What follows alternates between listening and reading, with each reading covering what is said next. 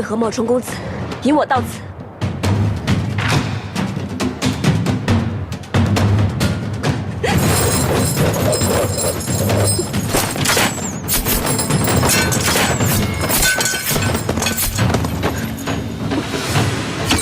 别射他！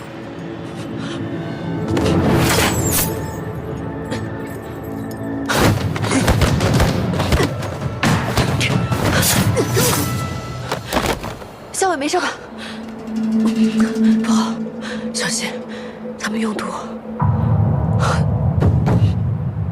你到了常州，打算怎么办啊？真领着大军，冲过去稀里哗啦的跟崔家军决一死战？那当然不行啊！我另有计策，可以取得常州。哎，不动刀兵，就让崔家军让出常州？你说这个何校尉吧，半点亏都不肯吃。你写信让他去救小裴将军，他倒是真出兵救人了，可顺道把常州给占了，这也算得太精了吧？我说石七郎啊，你以后啊，肯定怕老婆，你算不过他。哼，说正事儿行吗？这还不是正事儿？将军，飞鸽传信。哟，这鸽子怎么找到你的啊？哼，挺难驯的。嘿嘿嘿嘿。世上无难事，只怕有心人。哎，你说这鸽子肉是不是挺好吃的呀？嘿嘿嘿嘿。我就是一糙人，吃那个丰一楼的炙肉就行了。上次你说腰疼，我不是给过你钱了吗？哎呀，这不是临出京前略有花销吗？老爸，平时没事多攒点钱，等将来哪一天不打仗了，回家置几亩田地，娶个娘子多好。哎呀，这船到桥头自然直，真到了这个解甲归田的时候啊，当然要攒钱置几亩地啊，然后再娶个娘子。嘿嘿嘿。不过现在，我说石七郎啊，你觉得这个鸽子肉是不是挺好吃的呀？啊？谢了，走吧。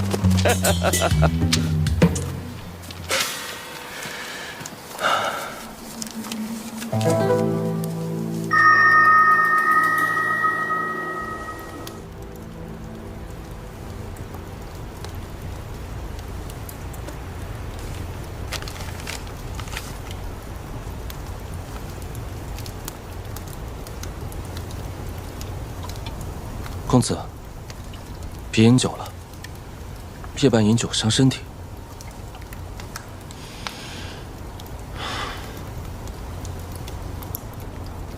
也不知道阿莹的毒解没解。公子，若是当下咱们不使用这个方法，是逼不出李逆的。如果校尉怪您的话，您就说是我自作主张。不，他不会怪我的，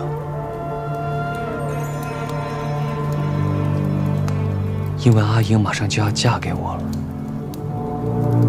又怎么会怪我呢？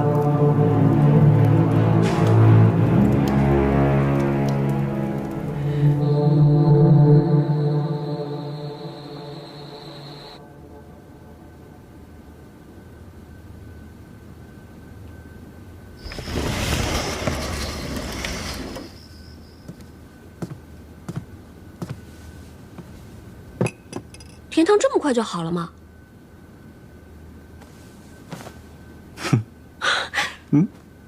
怎么是你？怎么不能是我啊？你都得了常州，那我不应该深夜潜入把你绑了，以换取常州啊？殿下既然要绑我，怎么还端着甜汤来啊？那不得先哄一哄你，好把你骗走啊？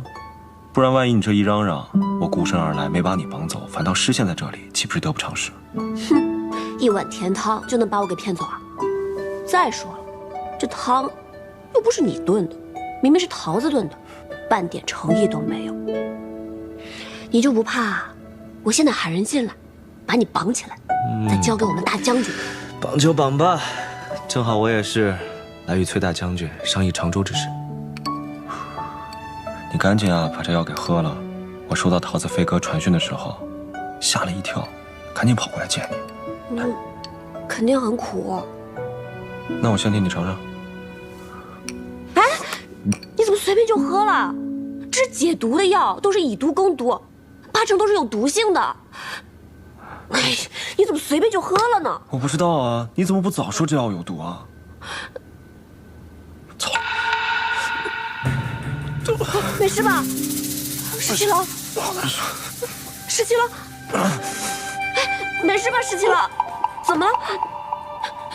石七郎，石七郎，你醒醒！石七郎。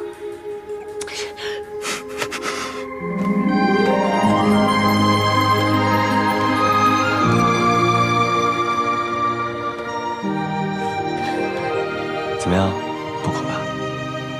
你竟然敢戏弄我！我哪敢啊！我就帮你尝尝这药苦不苦，不苦吧？不信啊？那你再尝一尝。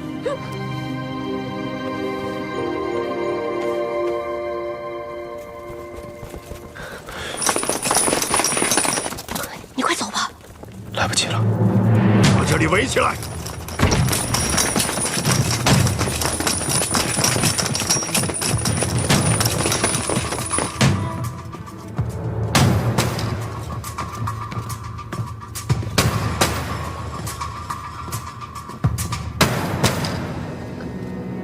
秦王殿下，竟敢夜入常州，擅闯我崔家军将军府。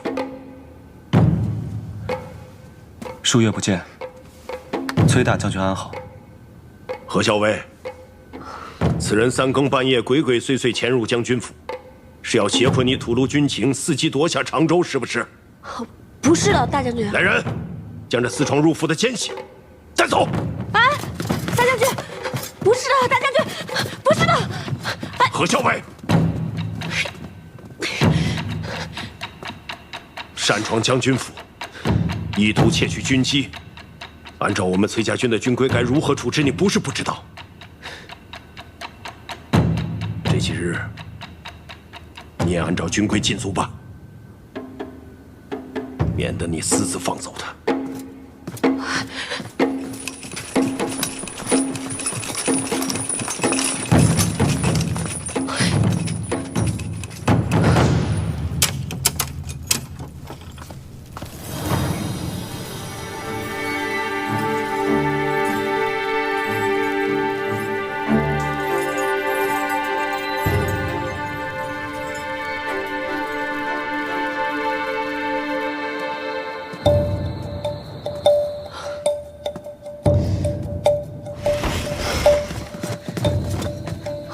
桃子，你怎么来了？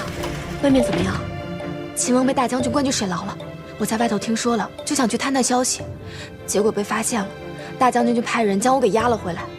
他还跟我说，让校尉你还有我绝不准踏出这屋子半步，否则的话就拿我们军法从事。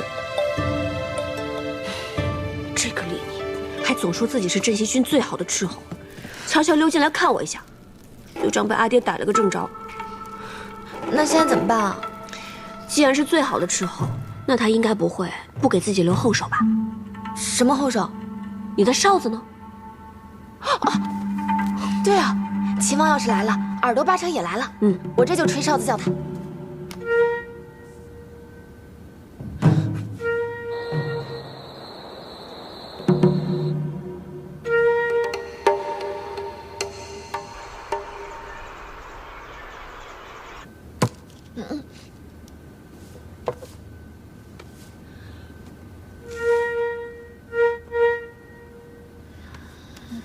小伟，天都已经亮了，可耳朵都没来。齐王不会是自己一个人来的吧？不会，谢长儿一定来了。讨厌！校尉，桃子，送早饭了。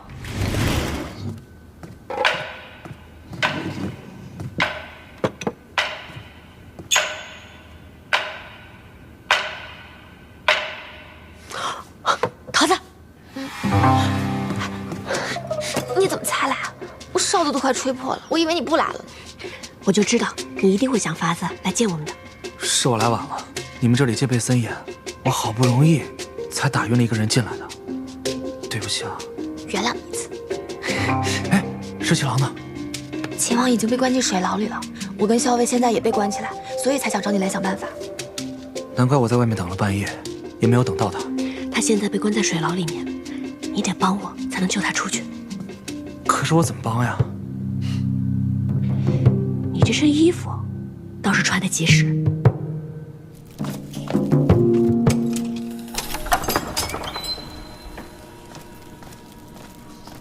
啊！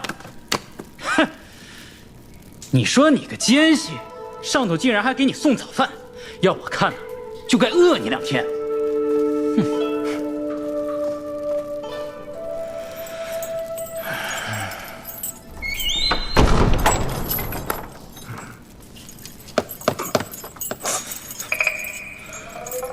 真是比石头还硬啊！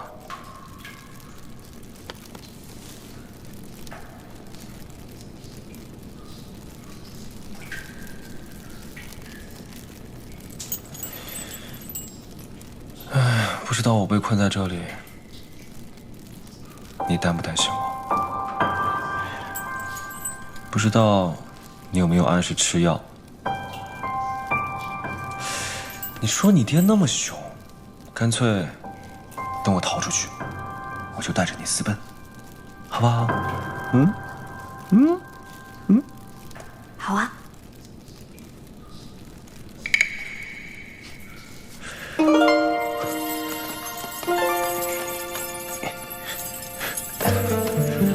你怎么来了？你是为了我才被关到牢里的，我当然要来看看你了。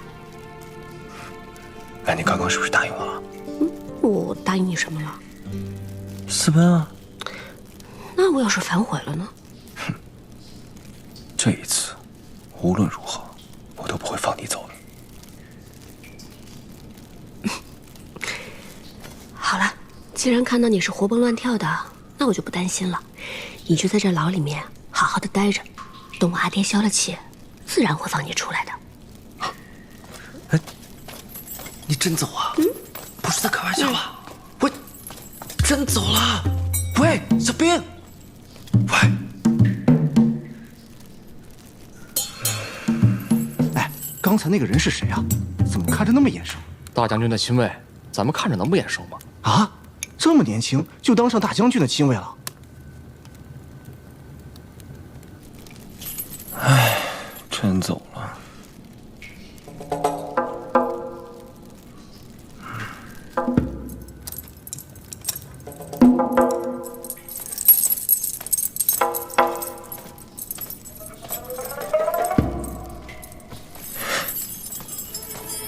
怎么突然又回来了？我不拿钥匙怎么救你呀？我就知道你不会丢下我。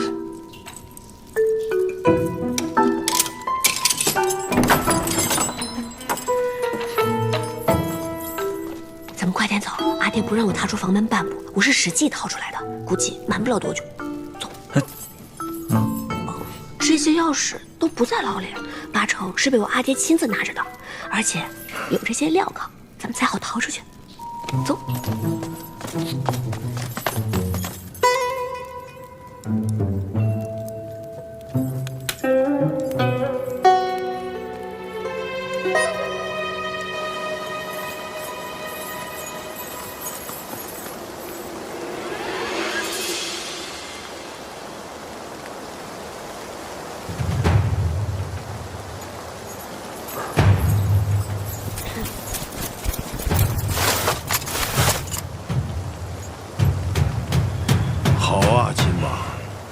你竟然敢胁迫我军中校尉助你越狱！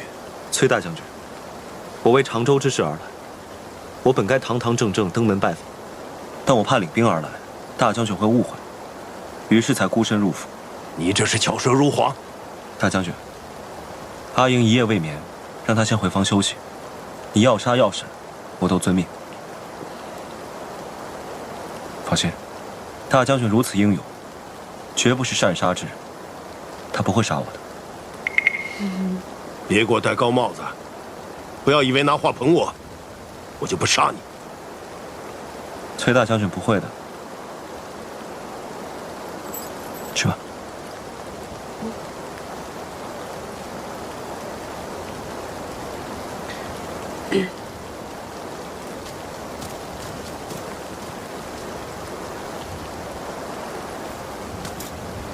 喜欢我女儿？是。大将军，李逆心仪崔小姐已久，还望大将军能够成全。你若真的喜欢阿英，我也不是不能成全你。真的吗？但你要答应我一件事。只要不违背忠义二字，我李逆上刀山下火海，必为大将军做到。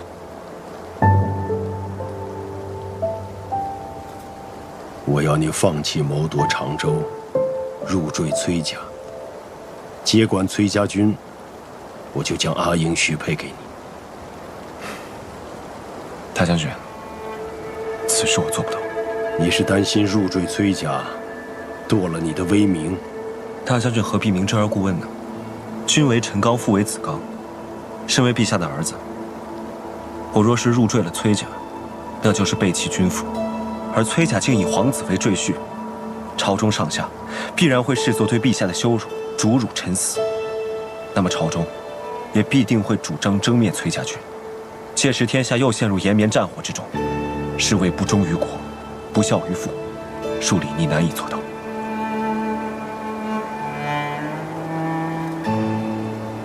拒绝的倒是爽快。那什么也不用多说了，回水牢去吧。大将军，晚辈不想回水牢。这可由不得你。大将军，阿英身上有余毒未清，我想留下来多照顾她一些时日，待她康复，我任由大将军处置。好，你能这么想，也算是有情有义。那么大将军是答应了？但你擅闯将军府，又试图越狱，须得遵照我崔家军的军法，受一次鞭刑，我方可免你牢狱。秦王，是进水牢还是受鞭刑？这两者你自己选。晚辈自当受鞭刑。好，爽快。来人，取鞭子。是。大将军，此处离阿莹住处不远，我怕打扰她休息，还是到外头去吧。好。本该关你30日，今日打你30鞭抵过，如何？只是请求大将军不要打在我脸上，我不想让阿莹担心。行，成全你，别抽脸上。是。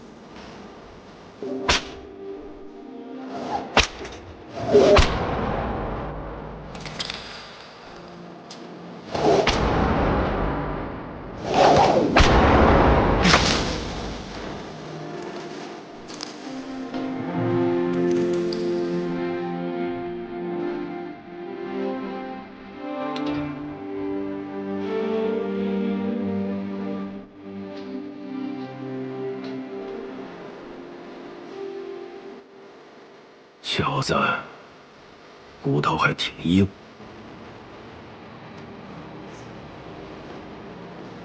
大将军，还请赐我一身衣物，免得被阿英看出来。行，成全你。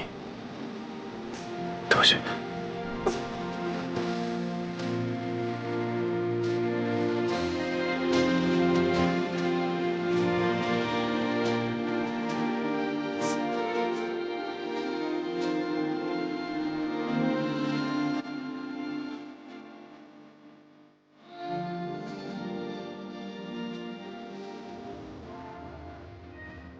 一起的会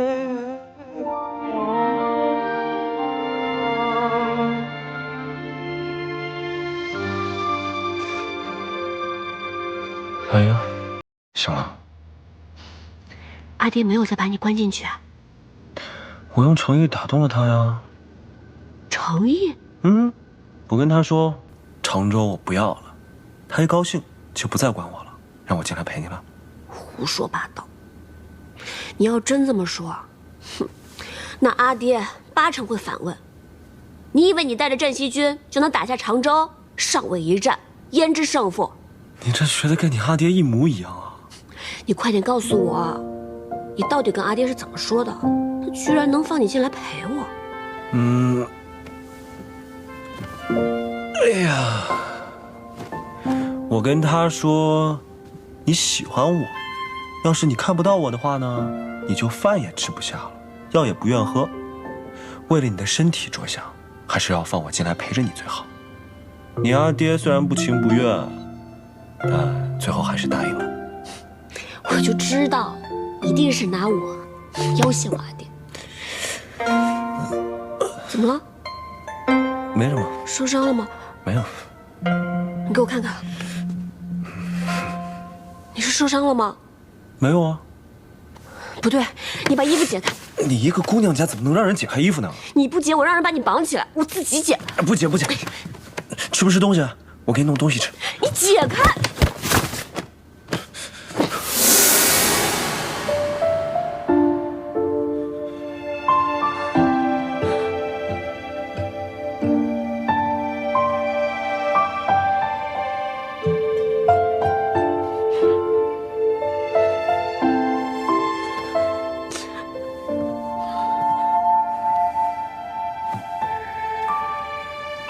阿爹打了你多少鞭啊？30。你堂堂齐王，你就不会端出身份来喝止大将军？你告诉他有君臣之分啊！口口声声说自己是镇西军最好的斥候，那你为什么不拿出本事来一走了之？难道他们还会追杀你到镇西军大营不成？好了，阿姨，别哭了，别生气了啊！没有生气。你脸都气红了，还说没生气啊？我就不认识你这么傻的人。阿姨啊，你想啊，要是咱们生个女儿呢，千娇百宠的，养得跟明珠一样，突然有一天，一个臭小子翻墙进来，跟我女儿在床上，还偷吻我们的女儿。我要是发现了，我不拿一把刀把她碎尸万段啊！才30鞭，已经便宜她了。谁要跟你生女儿？儿子也行，儿子也行，反正这事儿你就不要生气，更不要怪崔伯父了。崔大将军，桃子呢？药煎好了，我去拿给你。我要找他拿药。药煎好了呀。那金疮药，伤口都成这样了，如果今天不上药，明天肯定会溃烂的。那我去拿，但是我拿回来，你会帮我涂吗？你爱涂不涂？这么笨的人，让你疼死算了。有没有人啊？有没有人啊？把我放在这3天3夜，你们是谁啊？有没有人啊？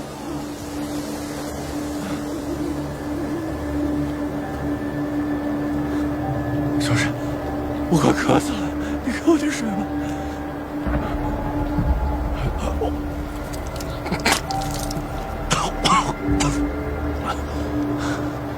小沈，你们把我到这里来有何贵干？只要你们放我走，我家里万贯钱财全都是你们的。我伯父手下的徐家军号称地上军，所以。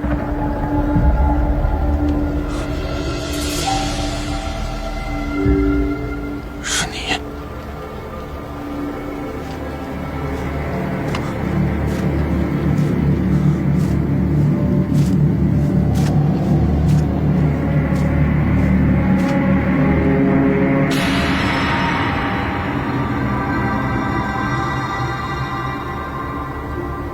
崔林，你没有死。我不是崔林。阿离，你没死真是太好了。阿离，你没死真的太好了。我都跟你说过了，不是翠林。是，不，你不是翠林，你不是翠林。我叫柳成风，你记住了？记住了。柳成风，柳公子，柳成风，柳公子，柳公子。我求求你，我真的什么都愿意做，柳公子。柳公子，你相信我，只要放我一条生路。柳公子。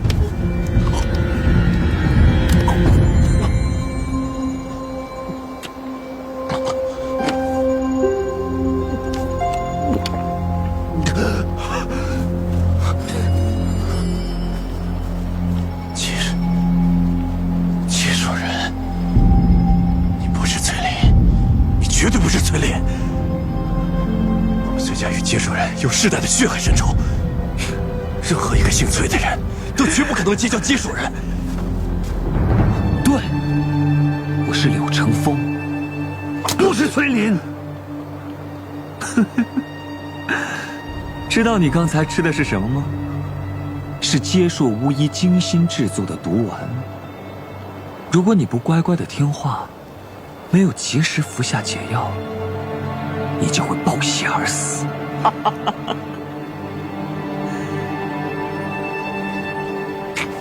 柳公子，你大人不计小人过，你，只要你放我一条生路，我什么都愿意干。柳公子，我什么都愿意干，我真的什么都愿意干的。只要你乖乖听话，按照我的吩咐去做，我自然会给你解药。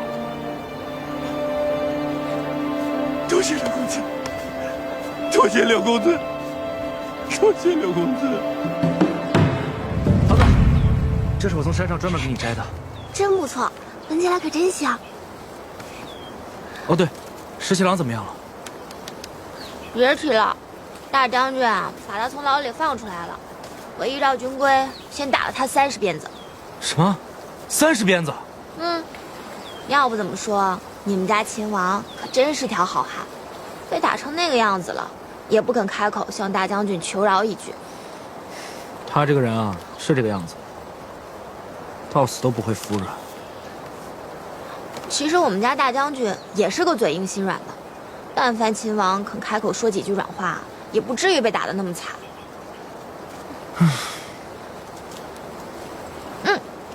这都是你辛苦摘的，你也吃一个。哦，没事，你喜欢吃就多吃一点，我吃这个就行了。行。原来如此。什么原来如此啊？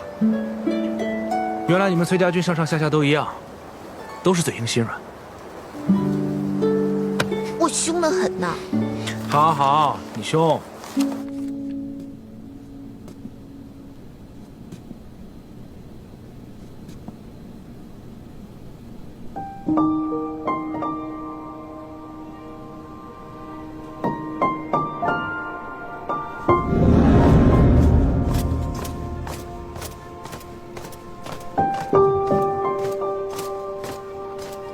大将军，前方战场已经清扫干净，俘虏刚带回来，正在清点盘查。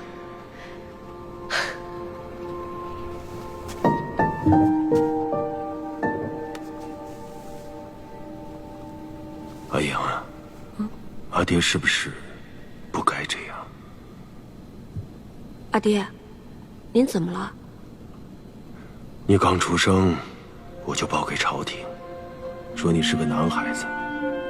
长大后，柳成风顶替崔林的名字，成了我的儿子。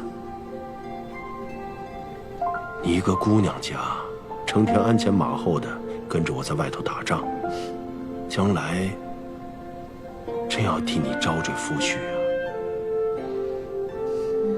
肯入赘的男子，必然有这样和那样的毛病。别说你，阿爹都看不上。阿爹，您说什么呢？我喜欢打仗，我喜欢这么活着。天下男儿那么多，他们能做的事情，我样样都能做。我干嘛还要嫁人呢？一个姑娘家，总是要嫁人生子的。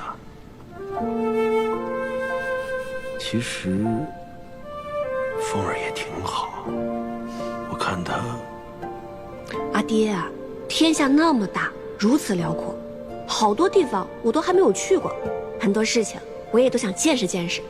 如果说嫁人生子是其中一种见识的话，没有他又有何妨呢？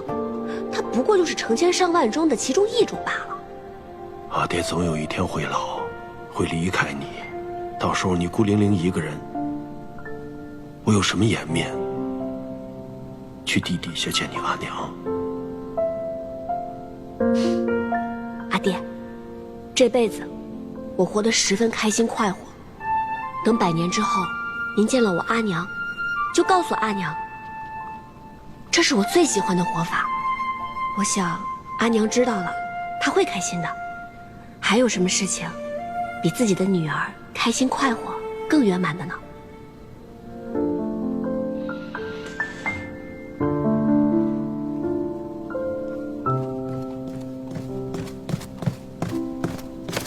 大将军，派出去的探子小队发现可疑之人，追踪下去，发现是崔离的踪迹。此事先不要让何校尉知道，点上人马，我亲自去。是，大将军。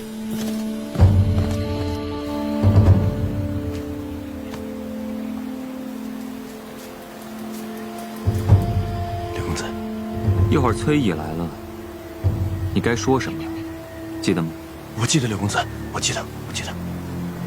刘公子，要是我配合你演好这场戏，你是不是就能把解药给我，解我身上这毒？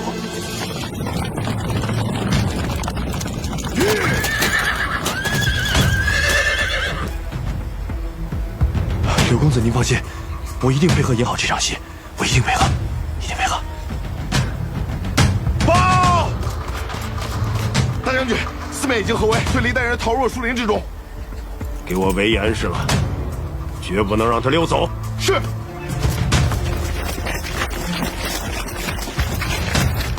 别过来！都别过来！再过来我杀了他！别过来！退后！退后！撤！撤！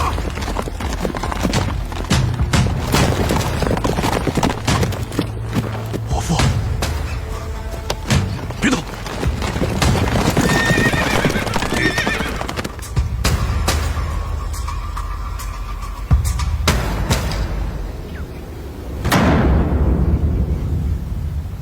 伯父，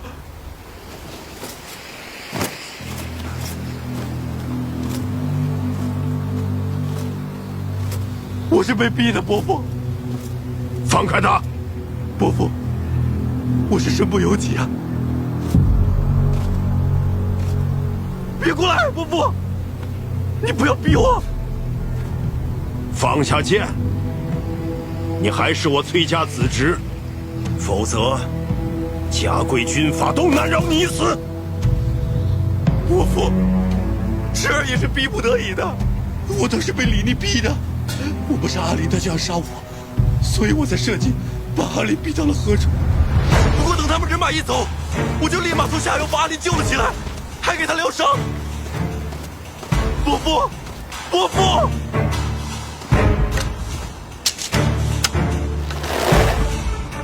放开他！伯父，你不要逼侄儿！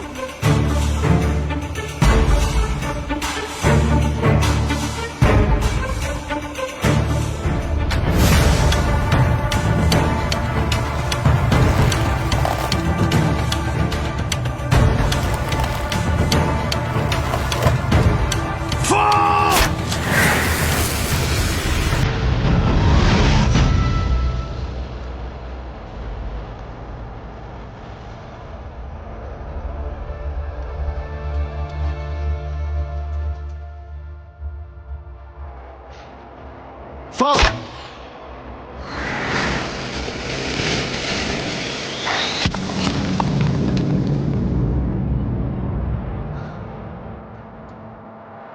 我赢了，我赢了！阿爹，你为什么总是让我练这个呀？因为你是阿爹的女儿啊，皆属凶残，若是有一日挟持了你，阿爹希望张弓搭箭能救下你。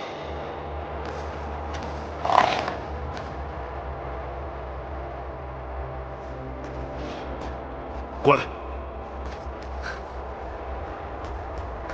阿爹也让我练吗？那当然了，你也是阿爹的儿子，只要你想练，阿爹就陪你练。谢谢阿爹，谢谢阿爹。谢什么？来，阿爹教你。放。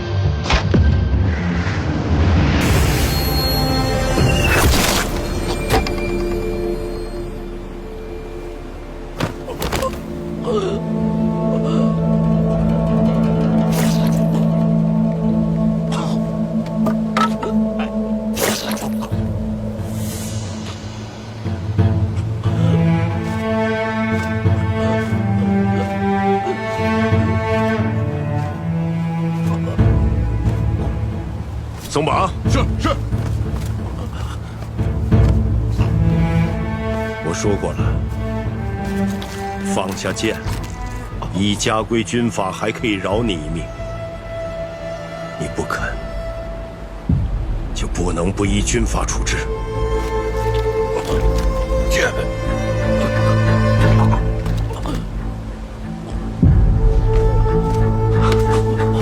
你刚说什么？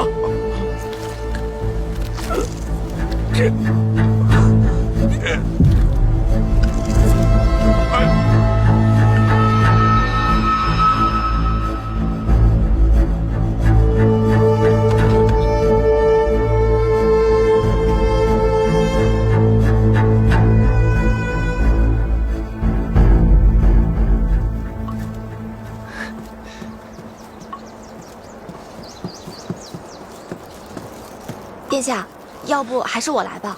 快忙去吧，你放心，我不会让这个汤费力溢出来的。可是他那个火……桃子，哦，过来。不是我，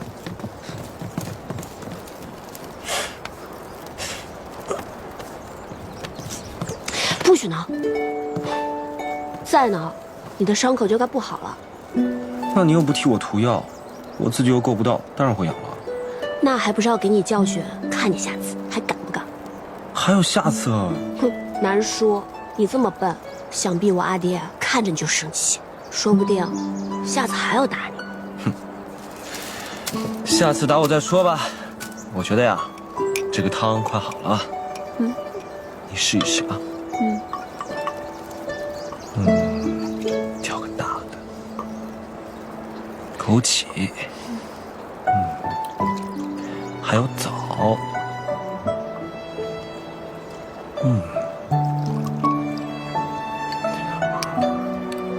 好了，尝一尝。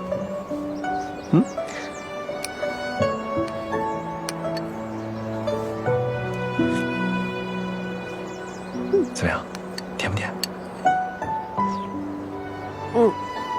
还可以。那你让我尝尝甜不甜呗？还有那么多呢，你自己咬啊。那药苦不苦，我可是替你先尝了。这汤甜不甜，不能也让我尝一尝吗？让我尝尝。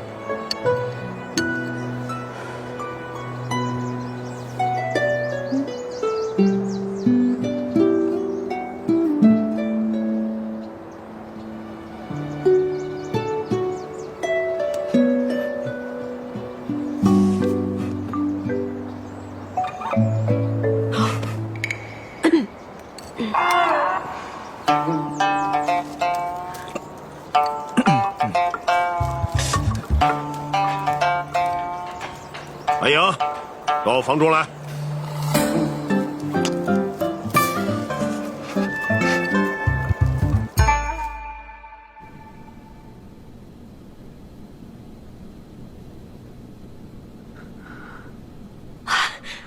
公子，公子醒了。哎呦，我没有在做梦吧？我还能活着回来见你。哎呀，公子能安然无恙的回来，我们都十分欢喜呢。太好了，阿英，我们又可以在一起了。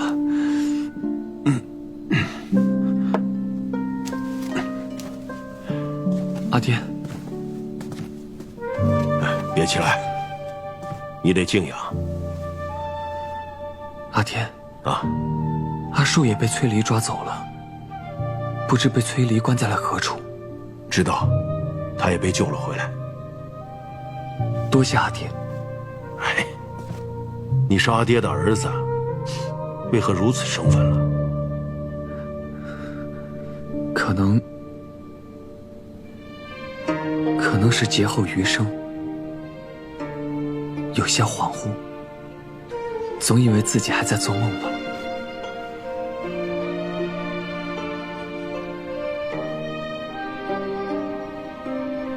从小你身子就弱，刚才大夫来给你诊脉，说你的脉象倒比从前健忘了，说不定这一劫过去呢，以后就好了。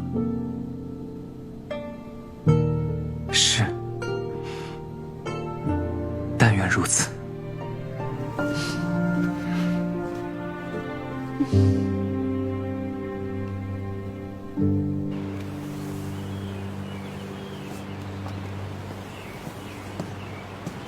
殿下这是要杀人吗？你要再不回来，我可真要大开杀戒了。我的兄长大难不死，好不容易才把他救回来，我难道不应该去看看？他要真是你的兄长，那我也就不多说什么了。可他分明就不是，你还亲手给他磨了一套旗子，手指都磨破了，口口声声叫他兄长，怎么？他没有名字吗？他真名叫做柳成风，虽然不姓崔，但他真的是我的兄长。反正我不喜欢他。这个人无信无义，当初卖了潼关，害我镇西军死了这么多兄弟。更何况，你还因为我没能及时救他，跟我大闹了一场脾气。你从来不会因为别人对我那样。他一回来，你就去看他，还看了半天，就算是真兄长，也过分了吧？这么小气啊？那今天晚上我让厨房送一坛醋来好了，让你慢慢饮。甜汤那次你还欠着我呢，怎么让我喝醋啊？行，那我就喝一口喂你一口，大家一起酸掉牙好了。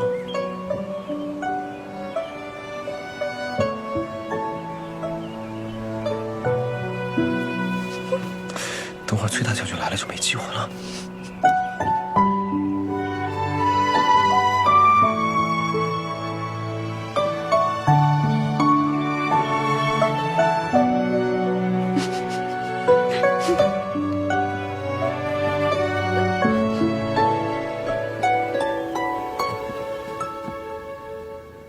公子妙计，崔离果然死有余辜。他害死了我那么多将士，还害死了阿醒。我早就想杀了他了，留到如今，不过是物尽其用。公子，李逆到府中了，是吗？公子使何校尉中毒，引得李逆来府里。可没想到，大将军竟然让他去照顾校尉。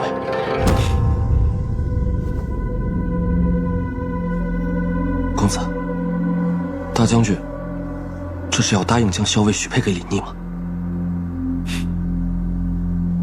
所有不让我娶阿颖的人都得死。既然李逆如愿送上门来，那就让他先死好了。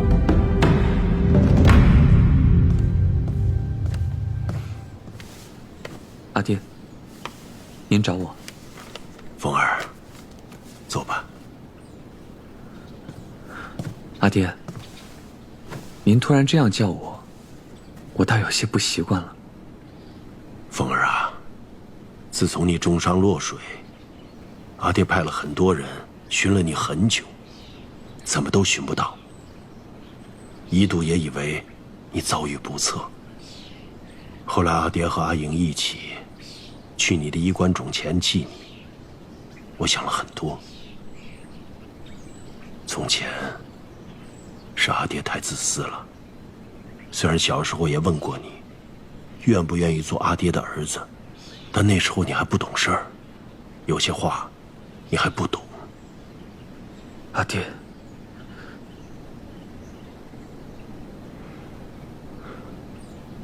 我想好了，让你改回柳成风的名字，但你依旧是阿爹的儿子。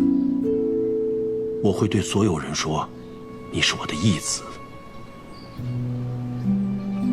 阿爹，您这是让我认祖归宗吗？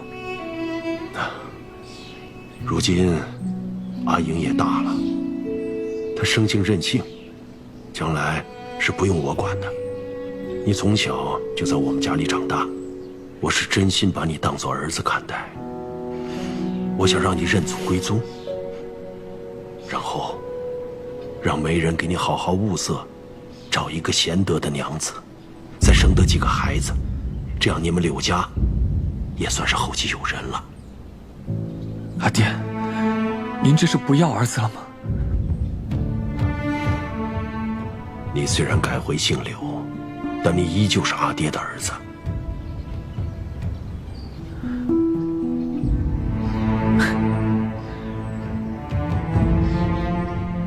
阿爹，谢谢。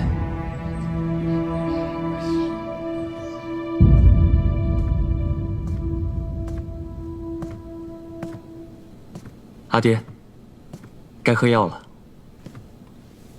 今日怎么是你拿药羹来啊？服侍阿爹本来就是生我儿子应该做的嘛。自从上次我落水受了重伤以后，让阿爹操碎了心，阿爹还替我着想，让我认祖归宗，我心里真的很感念。我虽然是明灵之子，但是在我心里，阿爹，您永远都是我的亲生父亲。所以这些小事都是我应该做的，以后啊，我更要好好的服侍阿爹才是。你伤病初愈，回来还没几天，也得注意调养。回头我让桃子再给你诊诊脉，开些滋补方子。多谢阿爹。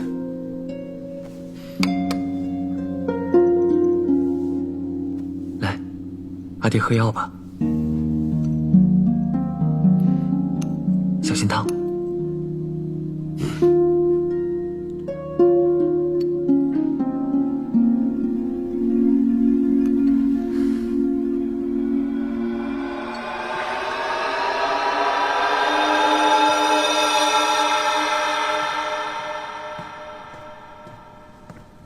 李逆，见过大将军。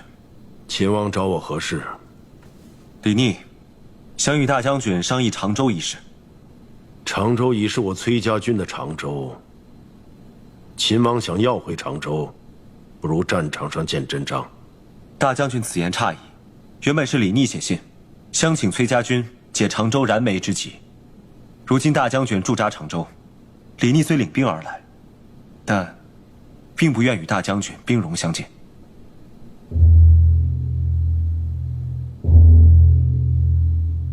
是吗？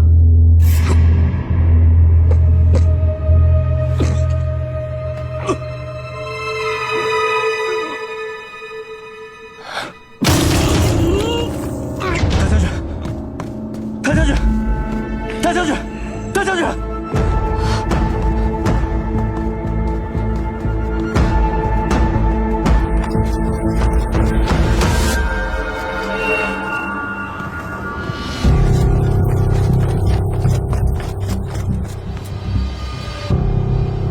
别放走了贼人，就是他害了大将军。说，你到底使了什么毒计害了我们大将军？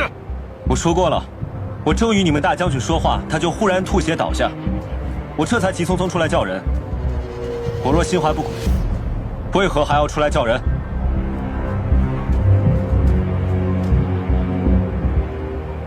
哼，你是明知道逃不掉，所以才不逃吧？调弓弩手来，别让他逃了。若是阿爹遭遇了不测，就杀了他。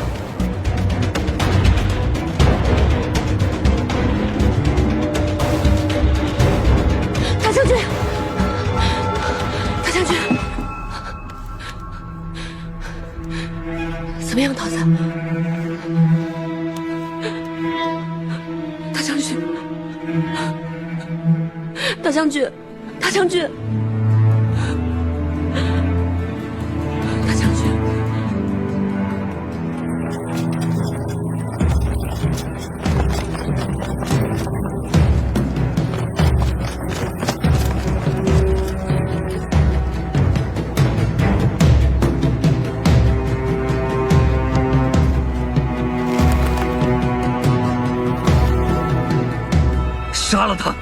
为阿爹报仇！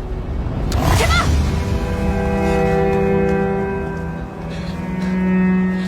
大将军遇刺一事还没有弄清楚，到底是毒还是别的都未确认。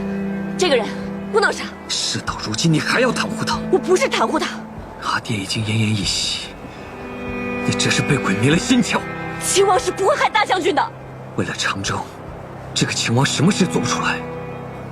此人诡计多端，如果不杀了他，他就会逃脱的。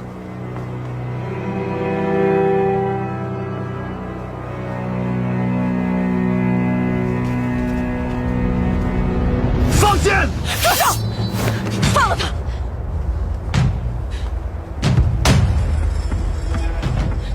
放他走！你既然如此对我，何校尉，你是要做反吗？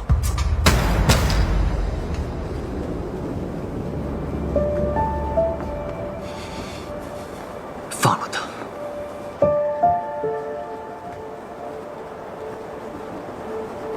放他走！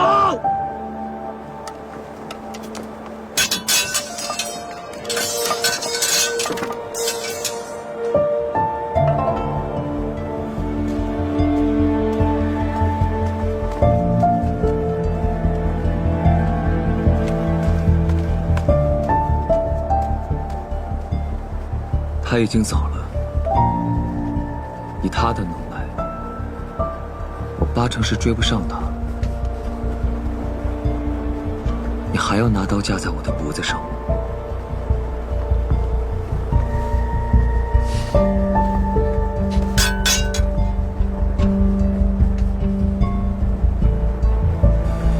来人！校尉受人蒙蔽，放走嫌犯，将他押进水牢。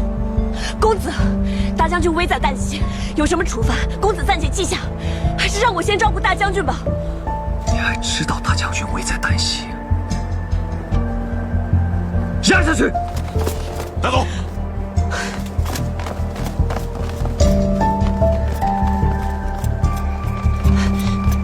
公子，大将军像是中毒了，校尉也是一时心急，要不让他留下来吧？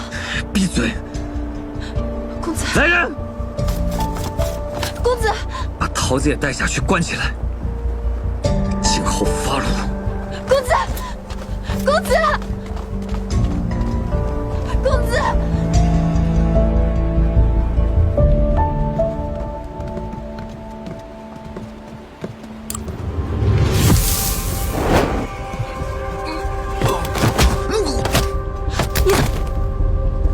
石七郎呢？他已经脱身了。那何校尉呢？校尉现在被重兵关押，暂时救不出。我们先撤。走。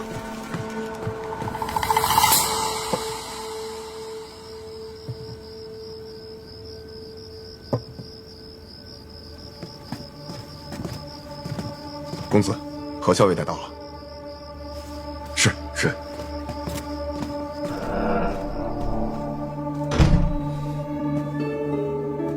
阿英，你受委屈了，但今日你当着众人的面拿刀胁迫我，无论如何，我必须对你有所处罚。公子不必巧舌如簧，变故猝起突然，公子就是想趁机除掉李逆吧？阿英，你为何如此相信李逆？他为了常州谋害阿爹，事实已经清清楚楚地摆在眼前，你为何不肯相信？事实何为事实？李逆为何要谋害阿爹？他就是为了要夺回常州。一应细节，我已经命人细细查问了。可是李逆的嫌疑明明最大，你不能因为袒护他而放了他。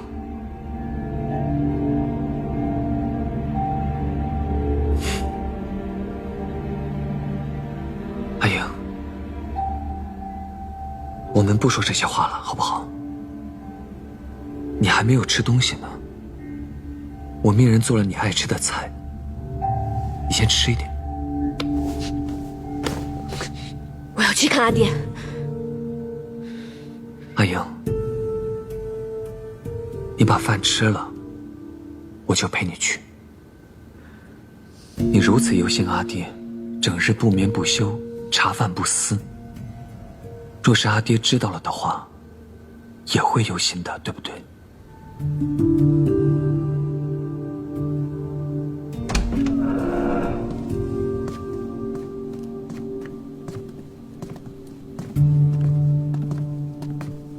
公子，你们先下去吧。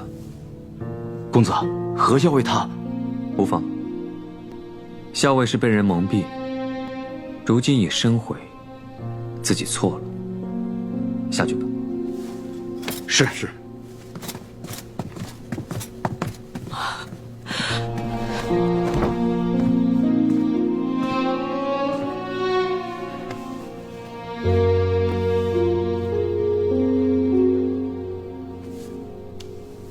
阿爹，无论是谁把你害成这样，我都一定会查明真相，为您报仇。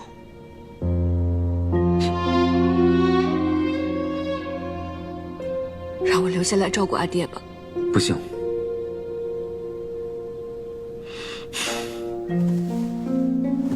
阿英，阿爹出了这样的事，我们大家都很难过，又十分警惕，只怕还有人想对父帅不利，所以才定下了轮流值守之策。阿英，你先回房去，好好睡一觉。明天一早，我再带你过来看父帅。你说话算数吗？我当然说话算数了。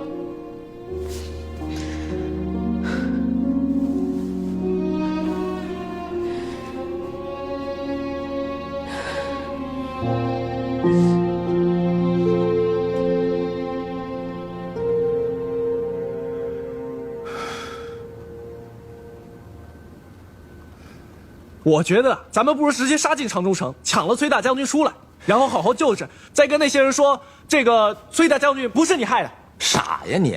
咱要真这么干了，那是不是得先打常州？那打了常州，石七郎他有嘴都说不清了，到时候崔家军定然视咱们为死敌啊！石七郎，桃子，你怎么来了？你们家校尉呢？他怎么样？校尉被关起来了，公子派了重兵把守，他还想要把我也关起来。我想了想，就先脱身，和耳朵一起过来，想着先跟你们会合，看看有没有办法能查清此事。崔大将军到底被谁谋害？他是受了内伤，还是中了毒？他8成是中了毒。中了什么毒？匆匆忙忙的，还没有诊治清楚，公子就派人把我押走了。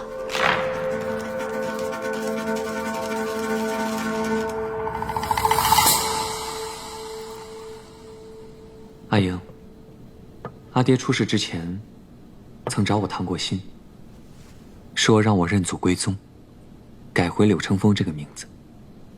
他还说，我仍旧是他的儿子。阿爹跟你说过此事吗？起初，阿爹以为你死了，伤心万分。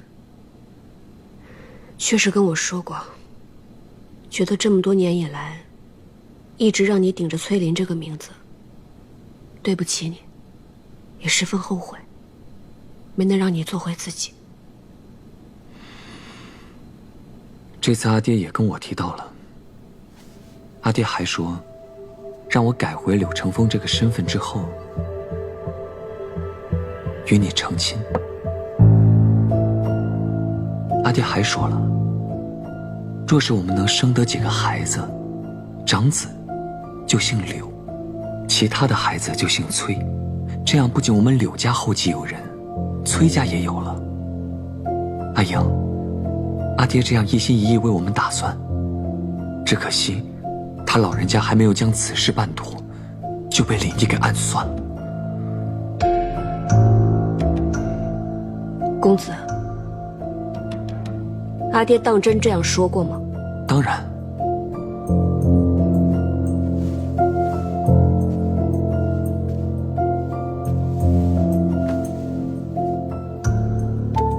阿英，吧，这样你就是我的妻子。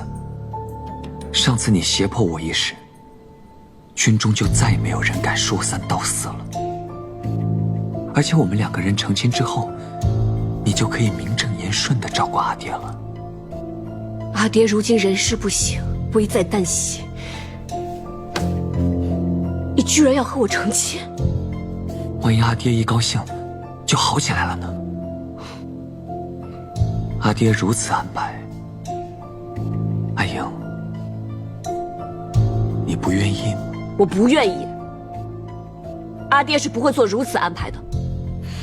你若是不信，可以等阿爹醒来，你亲自问他。我说过了，阿爹是不会做这样的安排的。你最近日夜忧心阿爹的身体，忧心的都傻了。你放心吧，我们的婚事我自会好好安排。你唯一要做的就是等着做新娘子。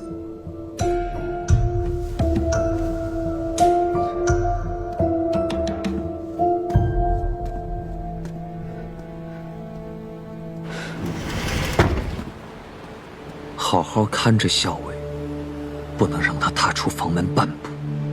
调弓弩手来，重兵严守这个院子。我连一只苍蝇都不想看见。是。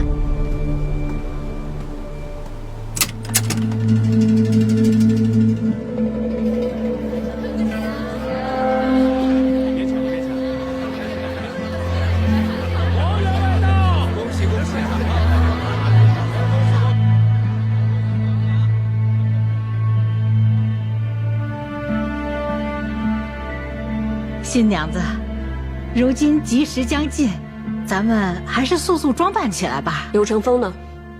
叫他进来。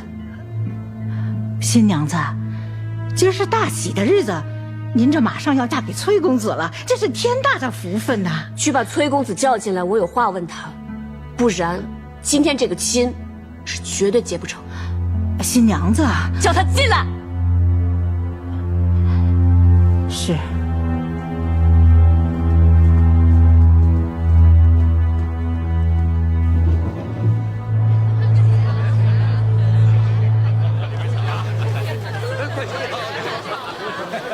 恭喜恭喜！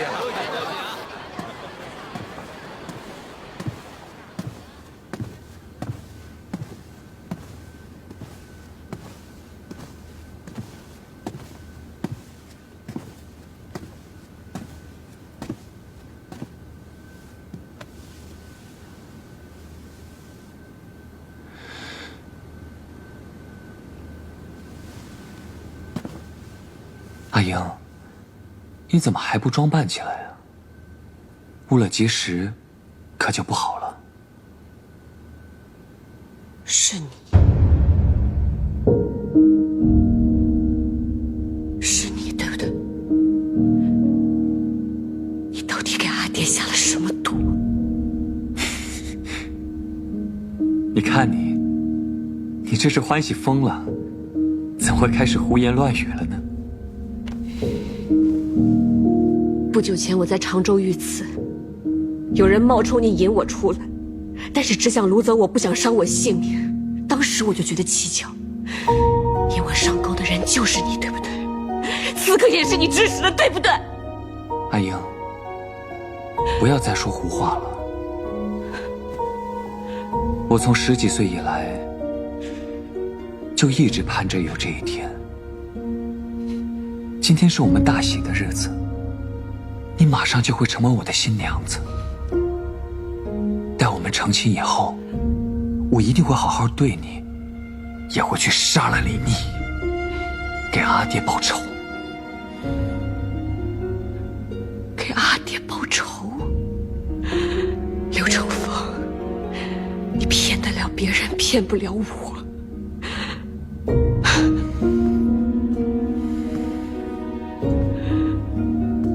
就是你给阿爹下的毒，是不是？阿爹一直把你当做自己亲生的儿子，我也从小把你当做兄长一般。你到底是有多狠的心，才能下得去这样的毒手？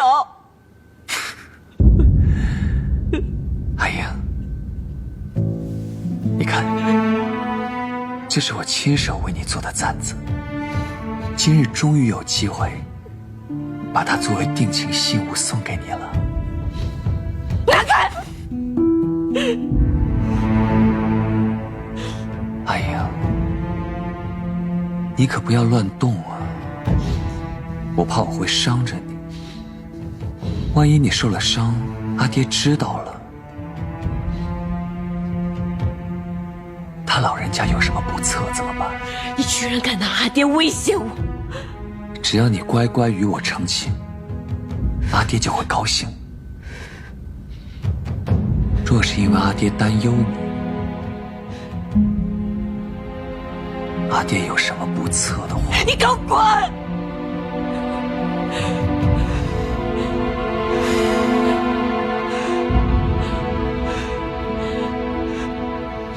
阿英，你再好好休息一会儿，我还要请阿爹出来，亲自见证我们拜堂成亲。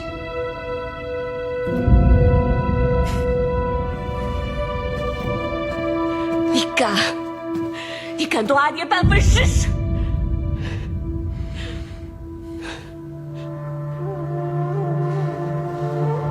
阿英，只要你乖乖与我成亲，阿爹就一定会好好的。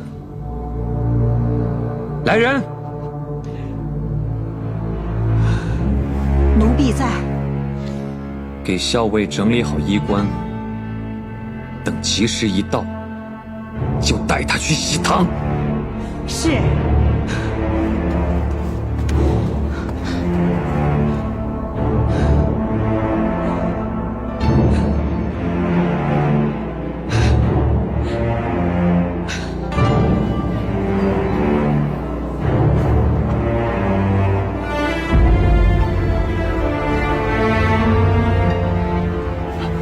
恭喜公子，今日定要不醉不归。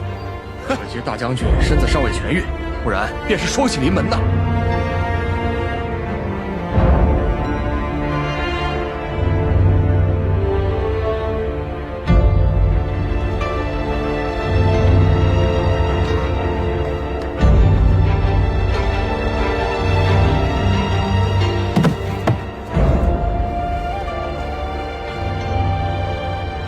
阿爹，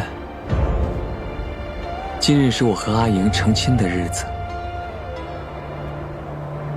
您看看这满院的宾客，都是来祝贺我们的。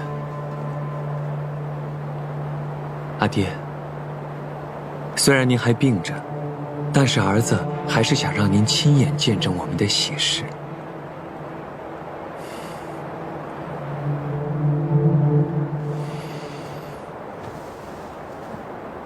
阿爹，我做您的儿子20余年，您从未亲口答应让我娶阿英，所以我就只能自己靠自己，才能得偿所愿。阿爹，今日抬你出来，就是想让你亲眼看一看，如今崔家军是我的，你的宝贝女儿也是我的。阿爹，从今往后，我会好好继承您打下的基业，也会好好守护您的宝贝女儿。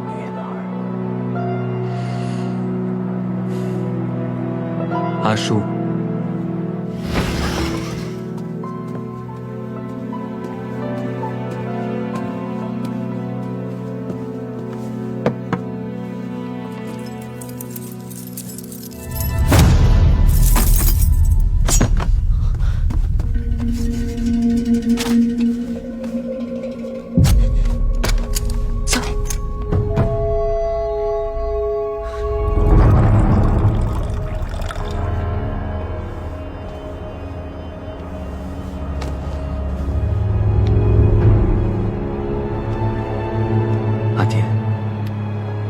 这杯酒，儿子敬您。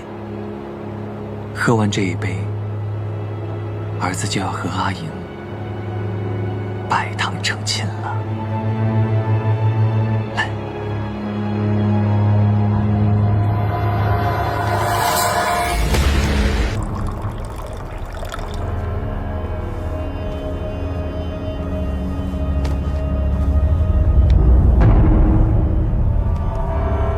阿爹，这杯酒，儿子敬您。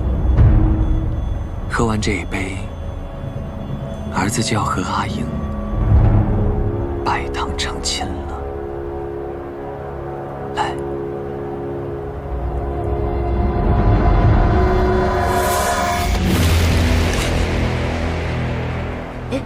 大将军醒了，醒了，将军。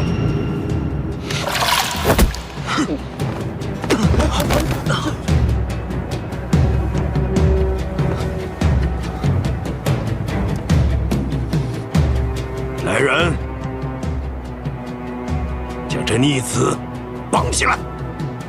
将军，父帅余毒未解，神志不清。来人，把他送回屋内。公子，公子。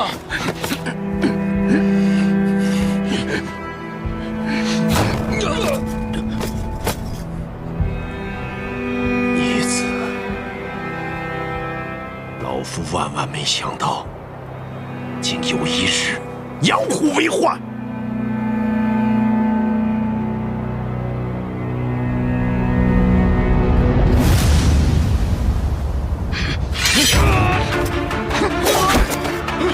大将军小心！大将军，公子，这是为什么呀？是不是有什么误会？是公子，这是大将军啊，公子。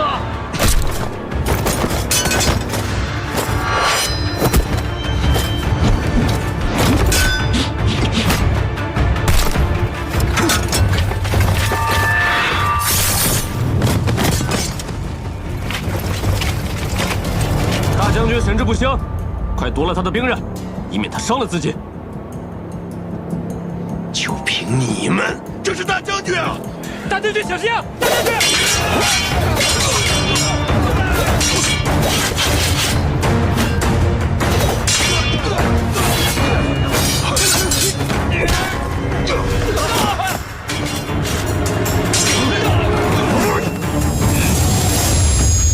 大将军！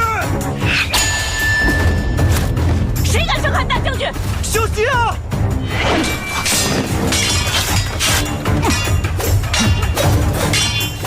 一会儿还要拜堂成亲，别伤了我的娘子。谁是你的娘子？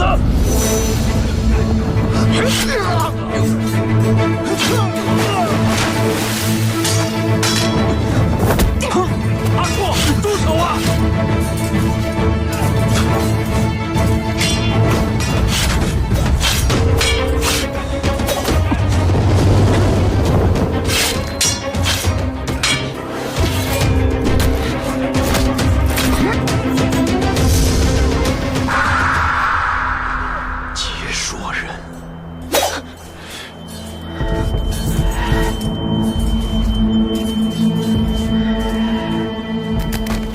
居然借着成亲把接硕人混进来了，枉我们如此信任他。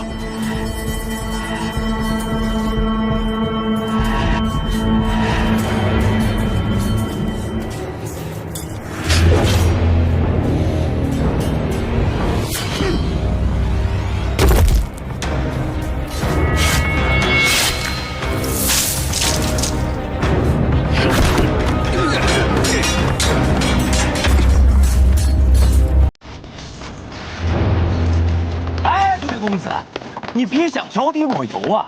石七郎都说了，他压根儿就不是什么崔公子，他叫柳成风。大哥叫崔公子也没错呀，他现在不还是假冒崔公子？但他叫柳成风，崔公子，柳成风，崔公子。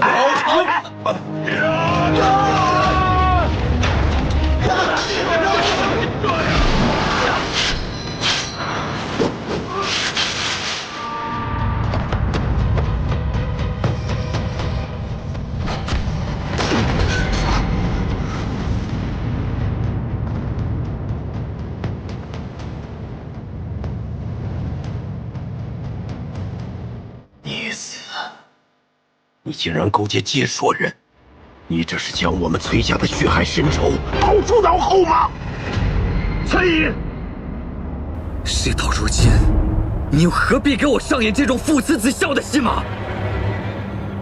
我问你，你有曾真心过吗？你有曾真心把我当成你的亲生儿子吗？你不过是利用我。你们崔家和接说的血海深仇，与我有何干？好，我崔乙并没有儿子，我只有一个女儿。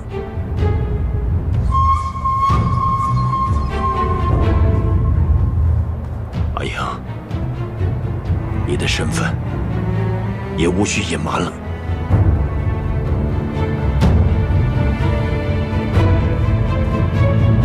诸位，这是我的女儿，她才是真正的崔林。她一直以崔林的身份在军中，我也一直把他视作亲生儿子。今日他既然引入外敌，不愿再做我的儿子，那我崔乙只有一个女儿了。崔林是我崔乙的独生女儿，但她胜过世间万千男子。刘成风，既然你勾结劫硕给我下毒，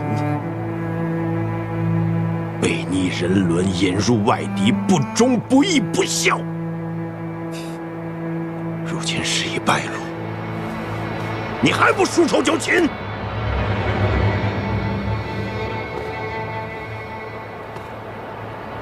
你以为你今天能抓住我吗？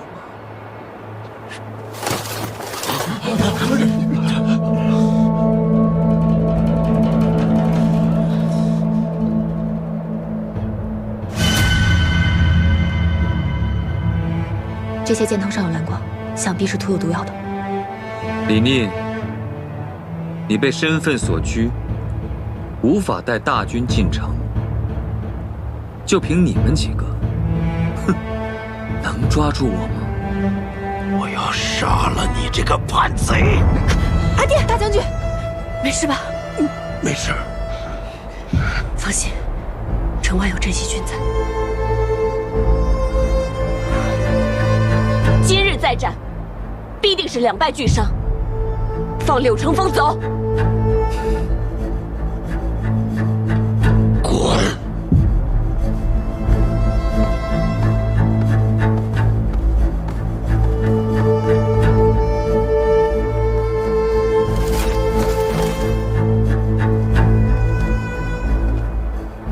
！17郎，你有人马埋伏在城外，柳成风带人出城，你正好接上。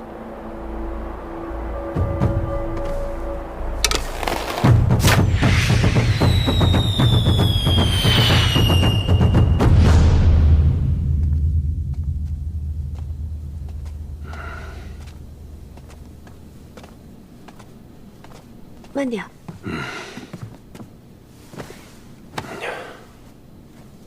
阿爹，我叫桃子来给您诊脉吧。不用不用，我没事。桃子说了，解药是他自己调的，药效是慢慢解毒，最好不要动武。当我一发现是那逆子，我就忍不住，居然和接说勾结。他明知道我们崔家跟接说有血海深仇。哎呀，不知他为何变成如今模样。枉我将他当作亲生儿子这么多年。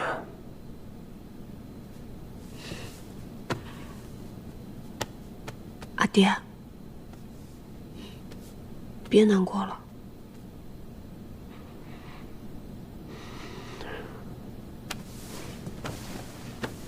阿英，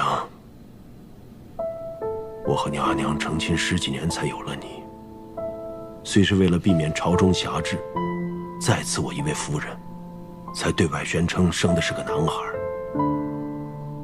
但我和你阿娘还有一种私心，就是要将崔家的一切都留给你。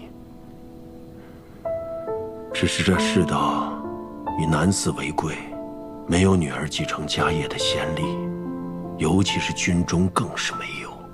宣称你是个男子，才能真正的让你拥有崔家的一切。我明白的，阿爹。自我懂事起，您就把这些都清楚明白地告诉过我，这也是我自己的选择，我不觉得辛苦。只可惜啊，柳成风也好，崔离也罢，若是能全心地辅佐你，那是再好不过了。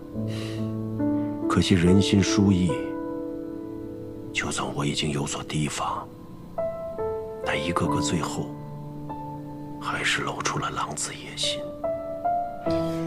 阿爹，您已经为我做的够多的了。阿英，今日把你的身份公之于众，日后怕是会有更多的麻烦找上门来。阿爹知道你聪慧果决，远胜常人，但作为父亲，心中还是忐忑，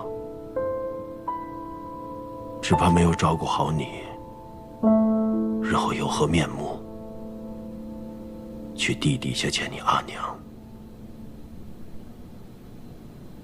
阿爹，您不必担心，我可是您的女儿，就算有再多麻烦找上门，又能如何？您的女儿岂是会被世俗拘束之人？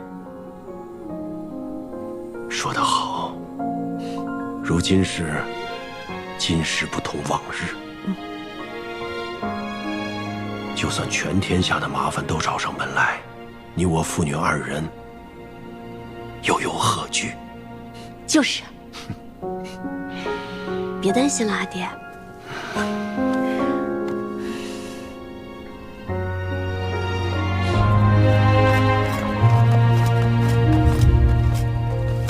见过大小姐。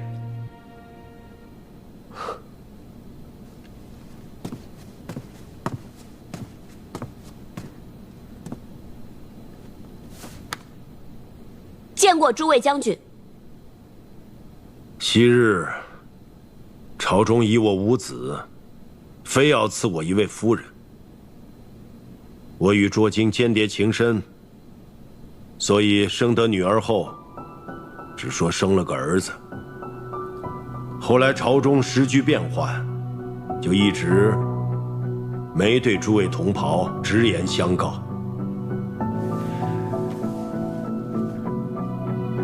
其实崔琳是我的独女。原来如此。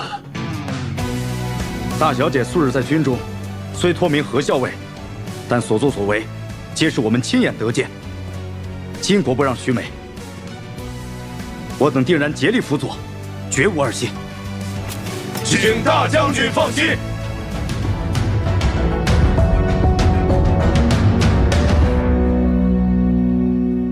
我和小裴将军按照你的吩咐埋伏在城外，果然遇到这个柳成风带着接说人，我们杀了他个措手不及。可气的是，他们的毒药太厉害了，虽然砍了不少人，还是让那个柳成风那家伙给跑了。此人已经丧心病狂，还勾结外敌，接受善于用毒，日后切切小心。是。哎，那不是那个何校尉吗？哦不。是崔家大小姐来了。崔小姐辛苦了。鲍大哥辛苦了。哎呀，都是自己人，替崔小姐杀敌啊！我们镇西居的兄弟们乐意。嘿嘿。哎，那我就先走了啊！你和十七郎慢慢聊啊。嘿嘿。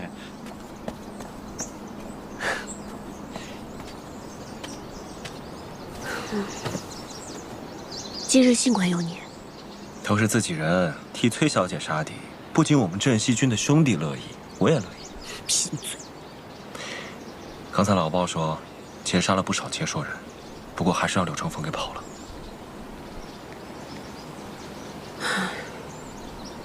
柳成风居然跟接硕勾结，我们崔家跟接硕世代血海深仇。从此以后，他不是我兄长，而是我们崔家的仇敌。虽然不应该，但也想说，听到这句话心里还是挺舒服的。你还没有告诉我，你是怎么样发觉阿爹中毒的，又是怎么样察觉柳成风的谋算，跟阿爹约好了里应外合？那日我回到军营之后，琢磨此事，越想越不对，于是便跟桃子潜回府里，想弄清楚大将军到底中的是什么毒。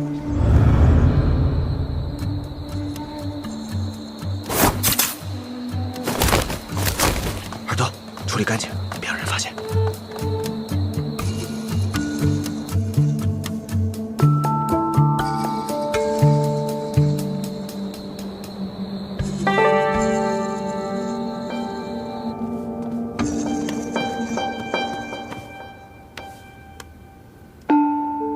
桃子十分确定，大将军就是中了接硕的毒。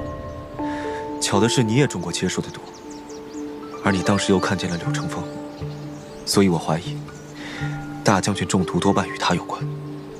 大将军起初也不愿意相信是他，直到后来，发现真的是他。阿爹真的很伤心。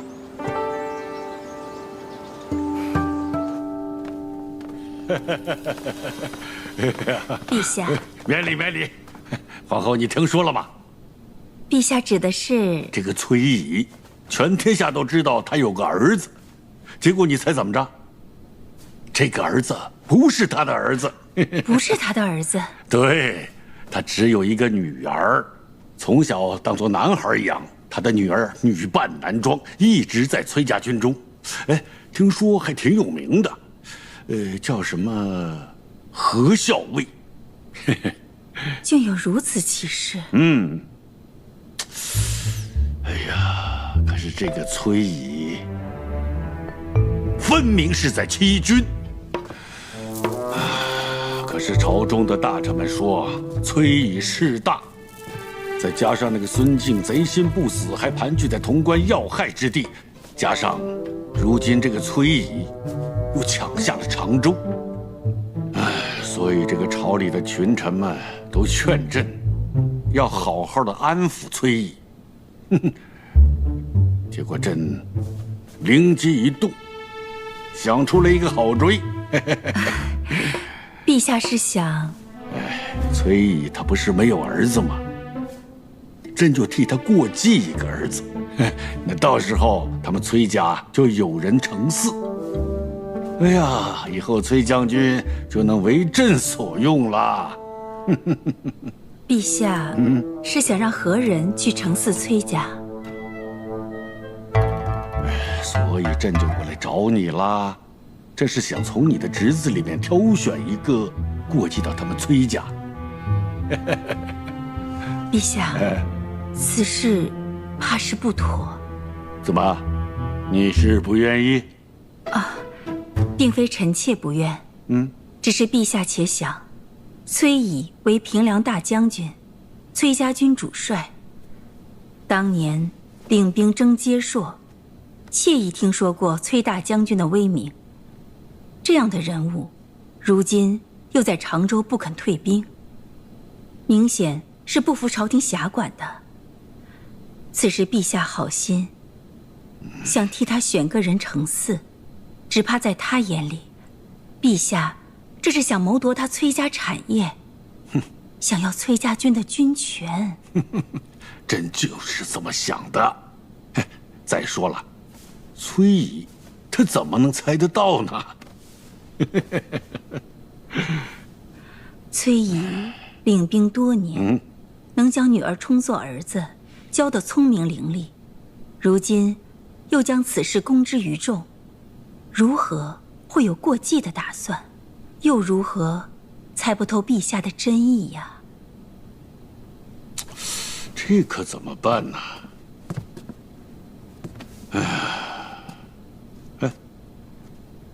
难道要朕认崔乙的女儿做义女？然后再让她当公主。等她当了公主之后，再给她找一个听话的驸马，是不是这样？崔家军的兵马就能为朕所用了。崔乙此女，既作男儿养，恐怕也不是什么等闲人物。就怕她不愿做公主。连公主都不愿意做，她想做什么呀？啊，妾也只是猜测。陛下若有谋划，不妨遣得力的人去探探这位崔家大小姐的口风，看看她愿不愿意做公主。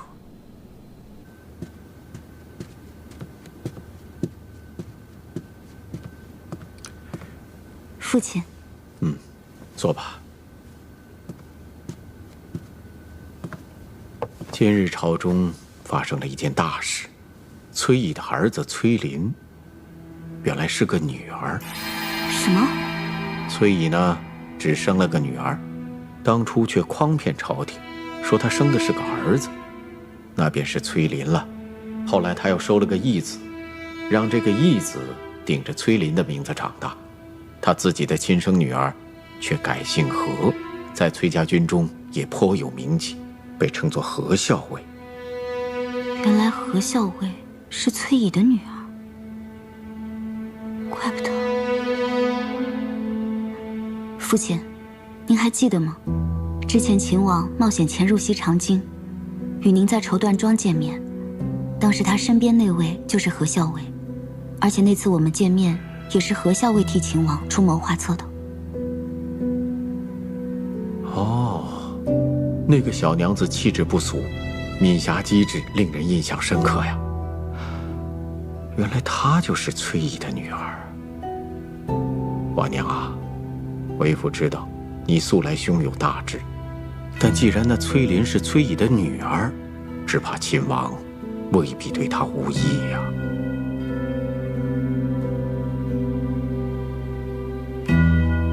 父亲，那您会帮助我吗？这么聪明的女儿，我这个当父亲的一定会不遗余力的去帮你的。崔乙的女儿又如何？她的父亲是手握重兵的大将军，我的父亲却是文臣之首。女儿只听说过君主会忌惮手握重兵的边疆大吏，却从来未听说过君主会忌惮手无缚鸡之力的文臣。说得好，我就知道我的女儿绝不会逊于崔乙的女儿。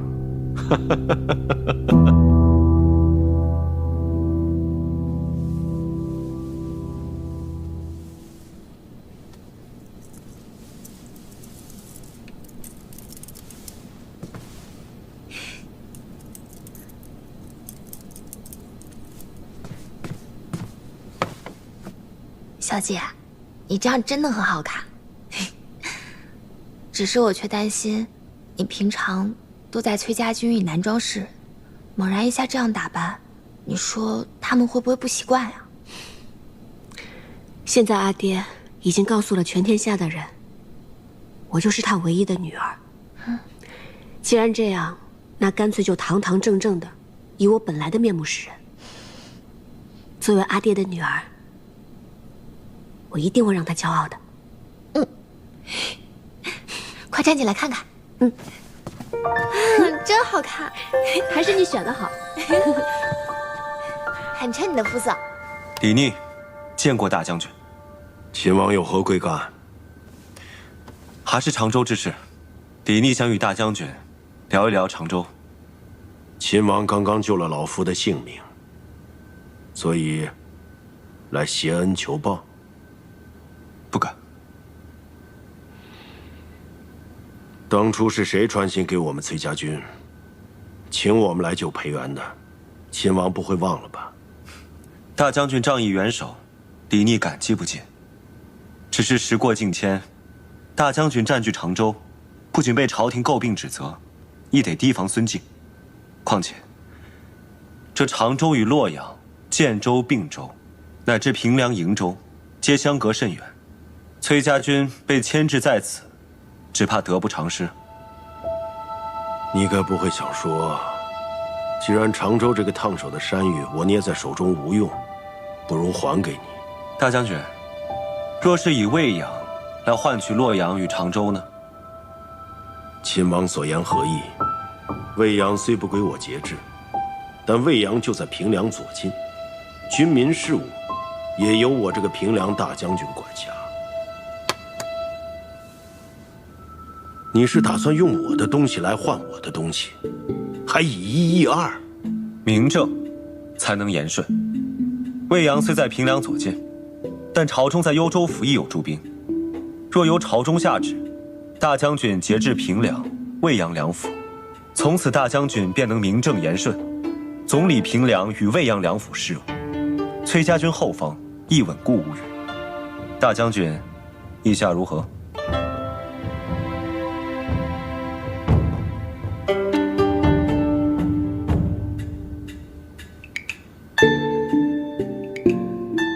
既然如此，那只要朝中下旨，魏阳教我节制，我便退出常州。但是洛阳，那是万万不可。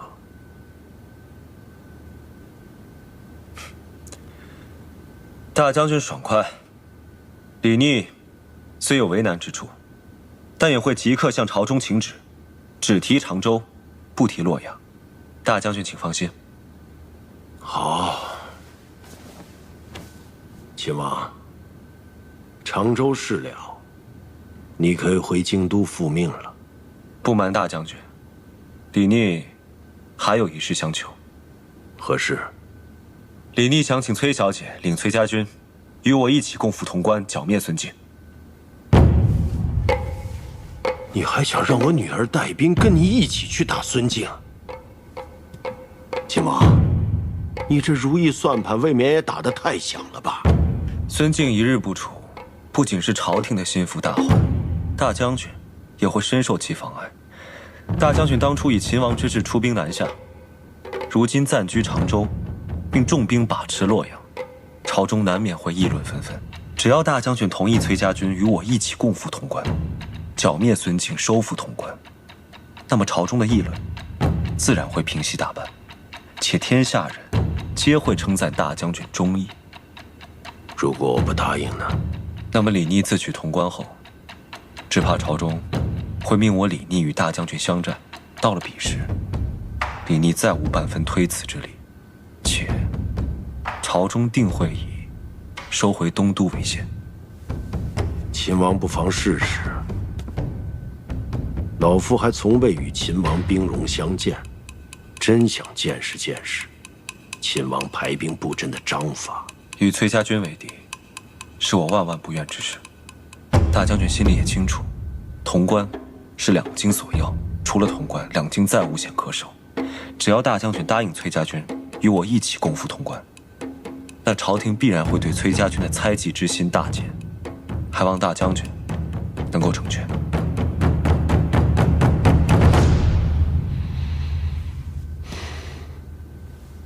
既然如此，不用我女儿跟你去，我和你一起去潼关。果不其然，我先前与阿莹商议时，她告诉我，大将军必然会说出此番话语。我问阿莹该如何作答，阿莹告诉我，只说她与我已商议好，她愿意与我一同前往。既然你们已经商量好了，还问我做什么？这么说，大将军是答应了？多谢崔伯父。谁是你伯父？滚！是。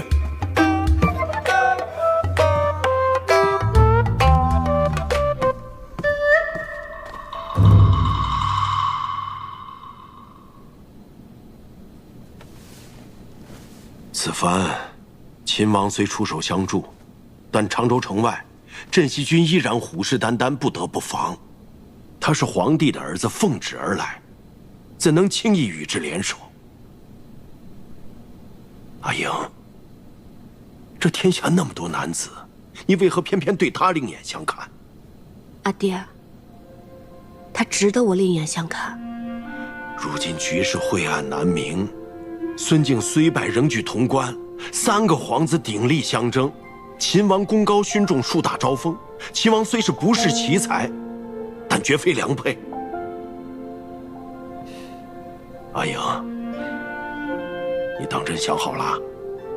要趟这浑水？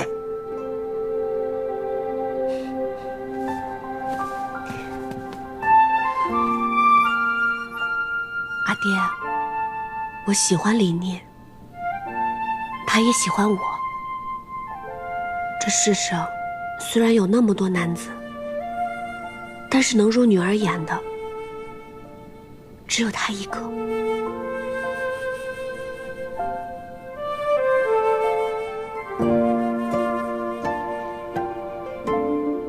阿爹只有你这一个女儿，你既然想清楚，有了决定，阿爹不会左右你的想法。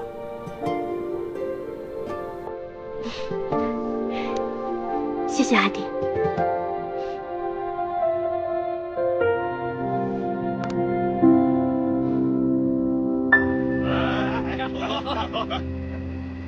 大小姐文武兼备，又是咱们大将军的女儿，哎，你们说，得什么样的人才能配得上呢？要我说啊，秦王就不错。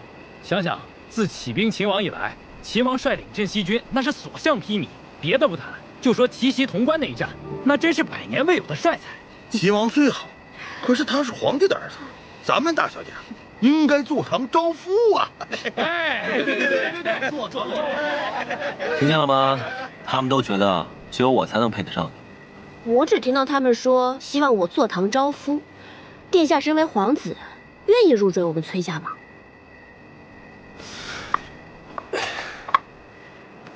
什么皇不皇子，秦不秦王，我都不想当，也不在乎。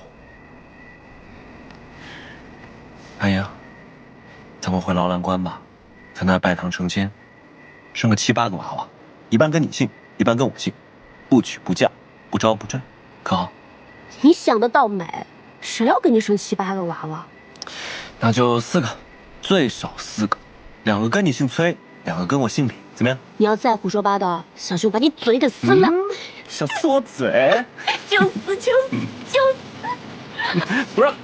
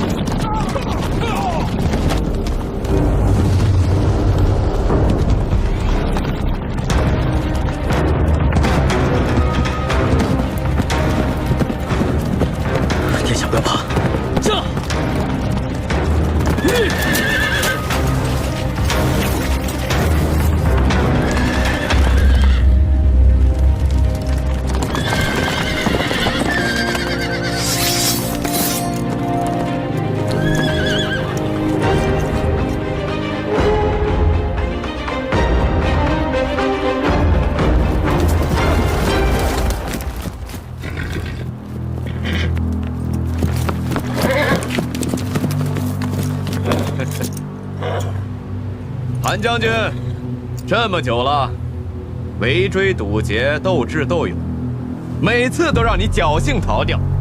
幸好前日我们故意在华阳镇没有追踪，让你以为安全，今天这才拦住你们。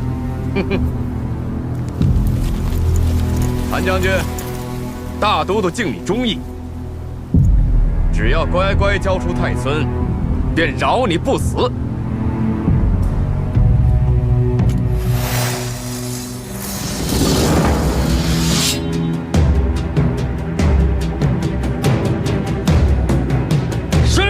保卫太孙！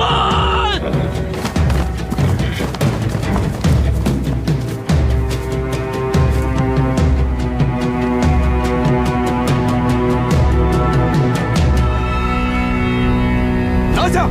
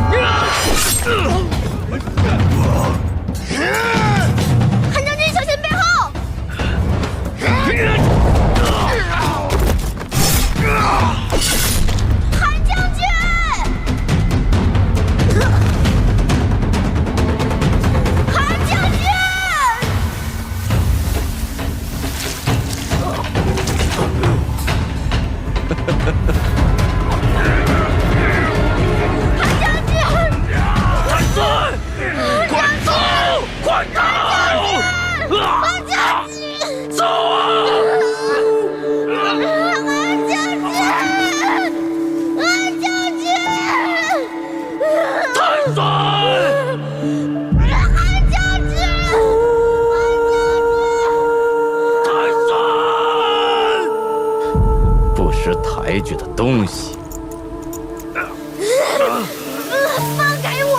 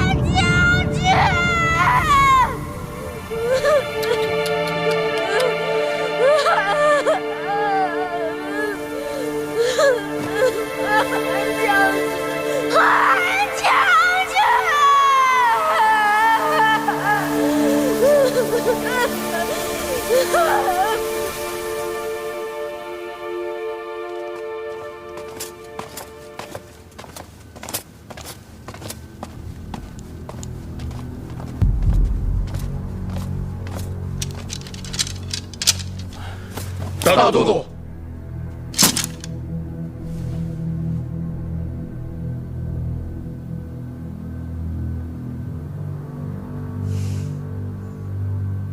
李玄泽，还不见过大都督？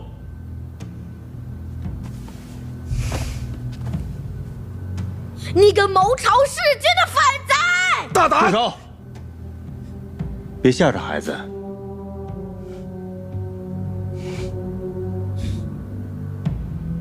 哼！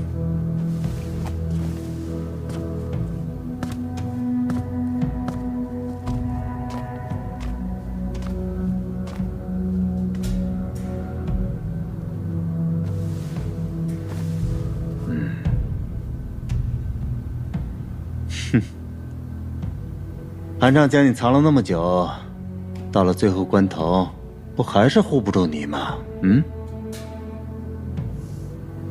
哼！即使忠心的人，那也拗不过天命吧？嗯？哼哼，嗯。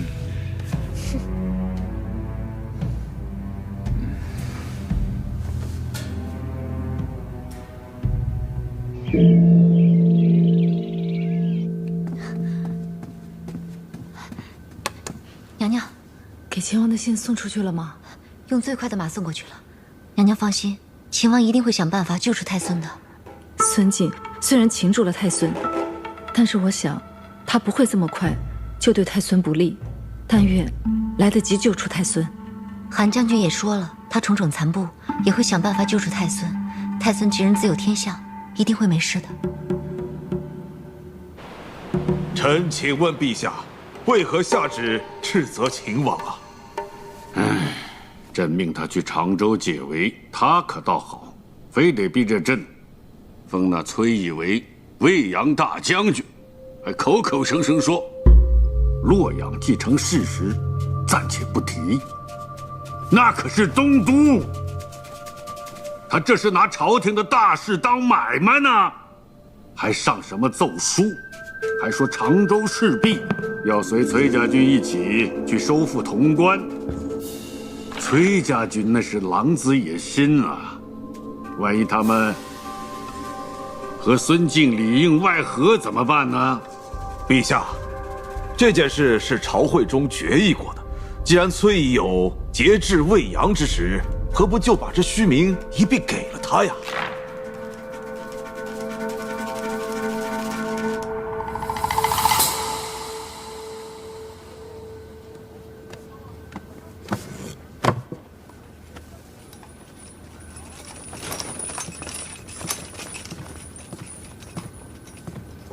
听说朝中来了圣旨，是责了秦王殿下。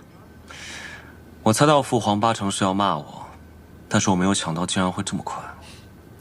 你虽然兵不血刃，解了常州之围，却让出了魏阳大将军这个虚衔，又承诺不提洛阳，这不是把天大的画饼都递给了朝中的宿敌吗？要是我呀，也会攻击的你体无完肤。你呀，就是仗着自己立有战功，朝中那些武将大多又是镇西军出身，自然会向着你。不然，只怕现在就不是下旨申斥了，而是要夺了你的秦王之爵呀！夺就夺，反正我打算打下潼关之后，就回劳兰关去，在那儿总好过在朝中受气强。只怕你打下了潼关，就回不去劳兰关了。那可不一定。石七郎，萧妃娘娘派人传急报，说孙敬抓走了太孙。什么？报！潼关急报，孙敬在潼关以太孙名义发了讨贼檄文。太孙？是。孙贼找到了太孙，在檄文中斥责说，斥责陛下是伪帝，并以太孙之名号令天下秦王，驱除伪帝，奉太孙继位。父皇，那孙敬自从败退以后，早已是黔驴技穷，他手上的那个太孙是真是假，谁也不知道。儿臣以为，我们找个孩子也说是太孙，真真假假，又有谁能够分得清楚呢？先王殿下，孙敬既然敢发檄文，想必可以证实孩子的身份。如果我们找个假的，这岂不是白白让人抓住把柄，贻笑大方，得不偿失吗？孙敬手上可有何证据能证实那孩子身份吗？孙敬在檄文中说，太孙随身携带着先太子之印。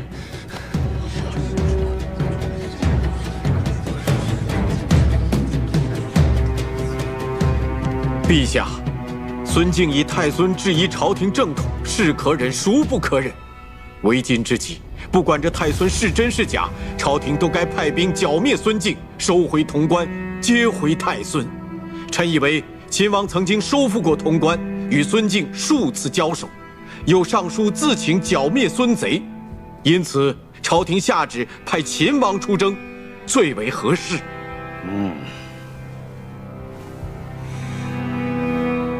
那就让秦王领兵出征，灭孙贼，收复潼关。他不是爱打仗吗？这次就让他打个够。孙敬发讨贼檄文，不过是为征百越大军回师拖延时间，实则潼关守备军力不足。你是不是早有布置，打算趁虚而入，攻破潼关？你怎么知道我早有谋划？潼关易守难攻，但是你曾经硬碰硬打下过潼关，后来镇西军又驻守潼关颇多时日。以你的性子，肯定是把关里关外全都仔仔细细地琢磨过一遍。是啊，我在潼关给自己留了一条暗道。暗道？莫不是水渠？你怎么猜到的？潼关土质坚硬，想要挖地道实属不易，所以这条暗道应该不是新修的，而是本来就有，可以后加利用。我记得在瑞景年间，潼关曾经因为山洪爆发，把武库淹没了，后来户部拨了银两，重新修了下水的水渠，沟渠修得够深阔，应该可以走人。瑞景年间，户部的事情你都知道啊？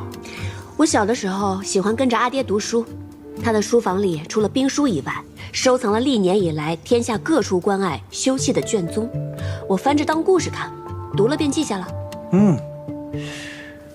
那今晚秦王要做那钻水渠的小耗子，我当然得作陪了。我在城外等你。